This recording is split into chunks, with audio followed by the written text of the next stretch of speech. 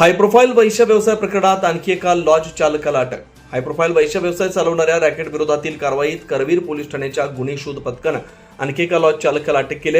न्यायालयाने त्याला 24 जुलैपर्यंत पोलीस कोठडी सुनावली आहे.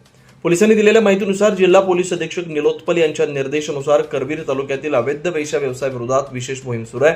त्या अंतर्गत 11 जुलै रोजी वाशी हद्दीतील एका लॉजवर छापा टाकून वैश्य व्यवसायासाठी आणलेल्या महिलेची सुटका करण्यात आली होती.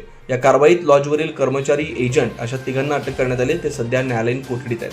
तपासादरम्यान मुख्य आरोपी शहाजी एकनाथ वैद्य उर्फ सागर पाटील याने संबंधित महिलेला कोल्हापुरात आणून पुणे-बेंगळुरू महामार्गावरील कनेरीवाडी येथील एका लॉजमध्ये ठेवलं असल्याचं निष्पन्न झालं.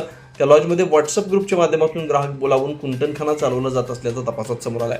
या प्रकरणी संबंधित लॉज चालक अमोल श्रीपती खोत वय 40 राहणार कनेरीवाडी तालुका करवीर याला 20 जुलै रोजी अटक करण्यात आली. न्यायालयाने त्याला पुढील तपासासाठी 24 जुलैपर्यंत पोलीस कोठडी सुनावली आहे. या प्रकरणाचा पुढील तपास करवीर पोलीस ठाण्याचे निरीक्षक रवींद्र कळमकर यांच्या गुन्हे शोध पथकाकडून सुरू आहे.